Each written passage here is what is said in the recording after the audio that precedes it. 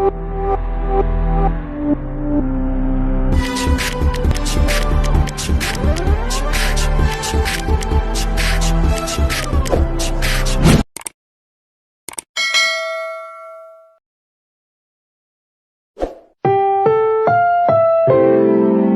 programang ito ay rated SPG, striktong patnubay at gabay ng magulang ang kailangan. Maaaring may masiselang tema, lengguwahe, karahasan, sexual, horror o droga na hindi angkop sa mga bata.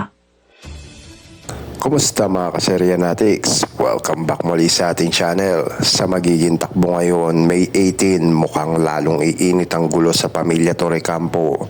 Matapos ang mga revelasyon tungkol kay Edward at sa totoong intensyon ni Thea at Greg.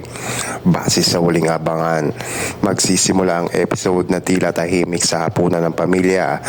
Pero mabilis ito mauuwi sa matinding konfrontasyon.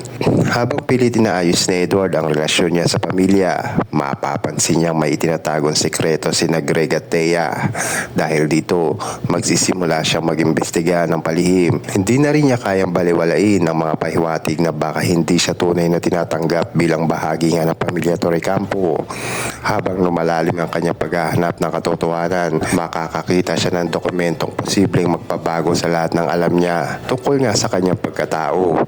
Samantala si Thea ay lalo pang magiging desperado na maprotektahan ang kanyang posisyon at kayamanan.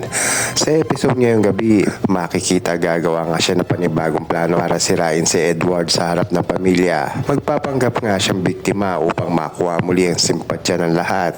Pero hindi niya inaasahan na may taong lihim na makakarinig nga ng usapan nila Greg tungkol sa kanilang balak. Habang nangyayari ito, si Marge naman ay magsisimulang magduda kay Thea. Unti-unti niya mabubuo ang koneksyon ng mga kasinungalingan sa loob ng bahay.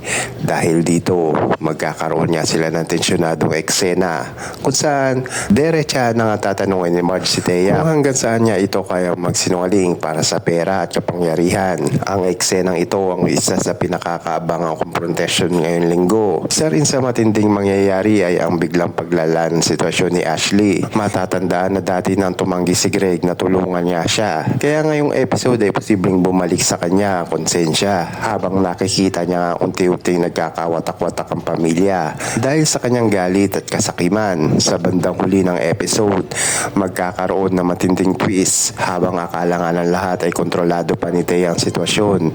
May isang taong maglalabas nga na impormasyon na maaaring sumira sa lahat ng kanyang itinatago na lihim. Makikita sa huling eksena ang pagkakabigla nga ng buong pamilya habang nakatitig sila kay Edward na tila may nalaman ng napakalaking katotohanan sa nalalapit na isang linggo ng House of Lies na puno ng tensyon, revelasyon at mga mas lalong magpapalapit sa tunay na sekreto ng pamilya Torrecampo. Pero kung bago ka pa sa ating channel mga kaseryantics, ay huwag mo naman kalimutan na subscribe, like and share para lagi kang updated sa mga ganito pang teleserye.